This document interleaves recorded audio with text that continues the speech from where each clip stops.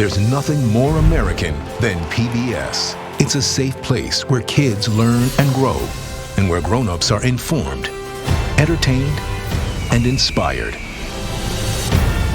PBS is one of America's greatest resources for 50 years strong, and PBS needs your help to keep going for another 50. We will have done a great service for our future. Visit Protect My Public Media to learn more, because there's nothing more American than PBS.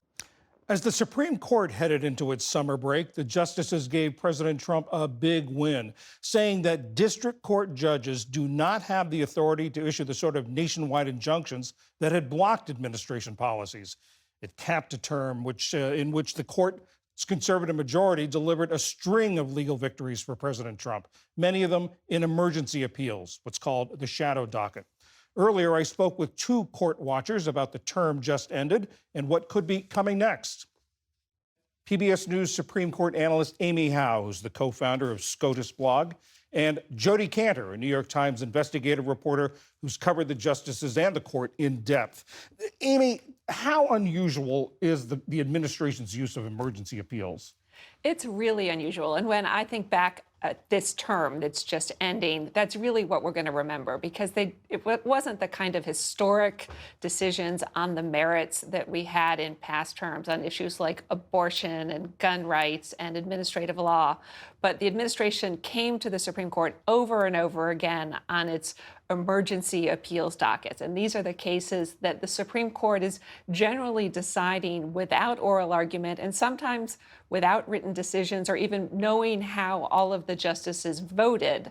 And in fact, the Trump administration in the first 5.5 months or so since the inauguration on January 20th has already come to the Supreme Court on the emergency docket more than 20 times, which is more than twice as many, just to put it into context, than the George W. Bush administration and the Obama administration combined in 16 years. And how have they done? What's their success rate, as it were? Their success rate is high. I mean, the biggest victory was the victory on the universal or nationwide injunctions. That was a case in which the Supreme Court did hear oral argument and issue a written decision on the merits, but they've had a lot of success on other issues, including immigration and the president's efforts to remake the federal workforce. And although these are theoretically temporary rulings that pause lower courts' orders while the litigation continues in the lower courts, they can have permanent repercussions if you're talking about firing federal employees, about deporting people, or separating transgender service members from the military. Jodi, the majority opinion on the case involving nationwide injunctions was written by Justice Amy Coney Barrett, who's gotten a lot of attention, some skepticism from conservatives. You took a deep dive into Barrett's jurisprudence and the criticism about her. What did you find? She's very much the justice of the season for several reasons. She's part of the fulcrum of the court right now, the center of the court, along with Chief Justice Roberts and Justice Kavanaugh. This is a court where the power is really concentrated in those three people. Those are the three people you have to convince.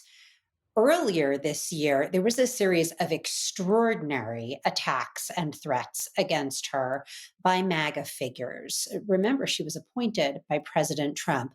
A lot of these statements were way over the line. They were personal. They were about her family. Like many other federal judges, she was getting some very scary threats. At the same time, she became something of a beacon of hope for liberals who began to notice something we were able to quantify in numbers, which is that she was showing signs of leftward drift.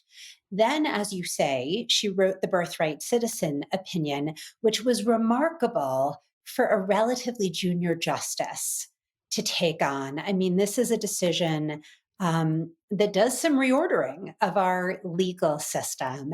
And we can start to hear her voice clearly, more clearly than ever before, and to see that really just 5 years after coming onto the court, her influence is very much rising. And Amy, one of the other issues or the areas that the court got into this year was the culture wars.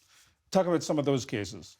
Yes, so there were a couple of those cases. The court in December heard a challenge to Tennessee's ban on gender-affirming care, and by a vote of 6-3, the justices upheld the Tennessee law, and this will affect similar laws in a number of other states. This was a case in which Justice Barrett actually joined the six justice majority and then wrote a concurring opinion and said in which she would have gone further and reached an issue that the majority didn't address, whether or not transgender people are a suspect or a protected class.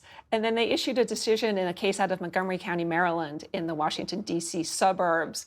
They ruled that parents have a right to opt their children out of instruction using LGBTQ-themed storybooks. Amy, you heard Jody say that Justice Barrett is in the center of the court, along with the Chief Justice John Roberts and Justice Kavanaugh. What does it say about the ideological spectrum or ideological shift of this court that these three would be in the middle? They're not moderates, are they? They're definitely not moderates in any definition of the word. It just says that the center of the court has shifted to the right. Jody also talked about the threats that have been gone against some of these justices. The day after the court's term ended, Chief Justice John Roberts spoke at a judicial conference in North Carolina and addressed the rising criticism and threats. The danger, of course, is somebody might pick up on that, and we have had, of course, serious threats of violence and murder of judges just simply for doing their work. Threatening the judges for doing their job is totally unacceptable, and people should be careful about doing that. Jody, in your story about Justice Barrett, you found threats not only against her, but against her family. Exactly. We actually obtained the police report about a bomb threat to her sister in South Carolina. The language is really menacing. It's really specific. It was an empty threat. There was no bomb. But it is a truly scary sign of the times that it's not just the jurists who are being threatened, it's their extended families. And you also say that her youngest son asked why mommy has a bulletproof vest. She conjured up this really memorable moment in a recent speech. She talks about being at home and her young son spies the bulletproof vest lying somewhere in the house and asks her, "What is this? Why do you have it?" Amy, how are the justices coping with this? It's hard to say exactly that the court does not comment on the justices' security. I've been going to the Supreme Court for a long time. There's visibly more security at the Supreme Court when the court is in session, and then surrounding the justices when they are out and about in the public. But I imagine it has to really weigh on them. Amy Howe, Jody Cantor, thank you both very much. Thank you. Thank you.